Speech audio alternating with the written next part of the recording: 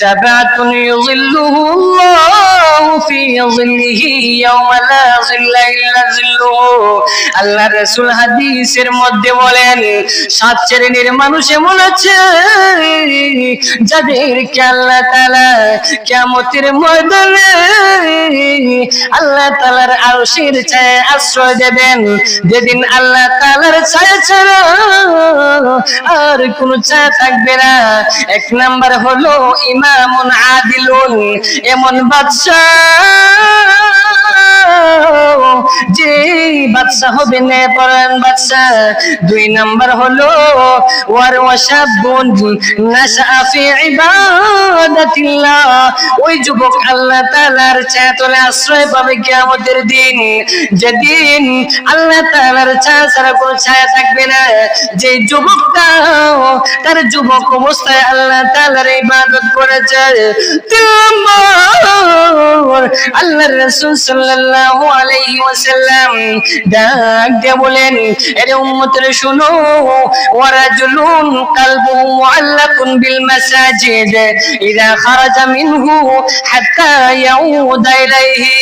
আর রাসূল বলেন, 3 নাম্বার ওই ব্যক্তি আল্লাহ তাআলার ছায়াতলে আশ্রয় পাবে কিয়ামতের দিন, যে ব্যক্তির অন্তরটা মসজিদের দিকে ঝুলন্ত থাকে, যখন সে নামাজ পড়ে মসজিদ থেকে বের হয় আবার মসজিদে আসা পর্যন্ত তার অন্তরটা মসজিদের দিকে ঝুলিয়ে থাকে।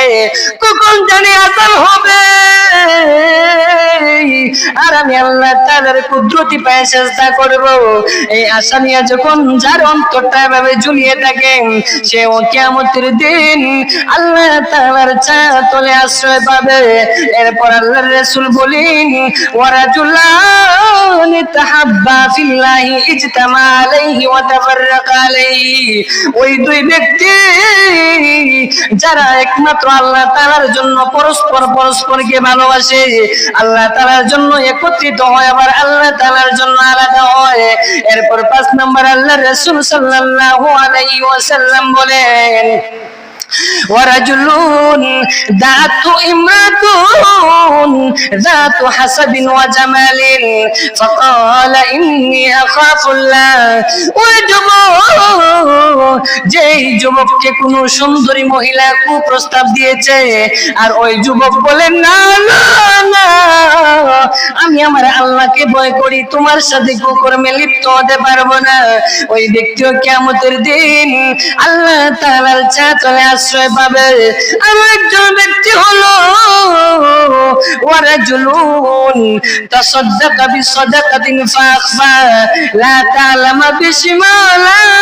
তা'লামা শিমালুহু মা তুনফিকু ইয়ামিনুহু, এমন যুবক যে গোপনে মানুষকে দান করে, যে গোপনে সদকা করে, এমন ভাবে সদকা করি কেউ জানে না, একমাত্র আল্লাহ জানেন।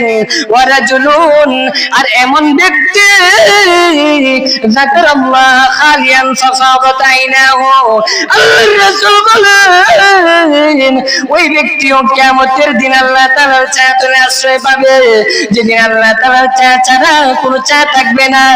ওই লোকটা হলো যে গোপনে লুকিয়ে লুকিয়ে আল্লাহ তাআলার ইবাদত করে আর 2 চক্ষু দ্বারা পানি বের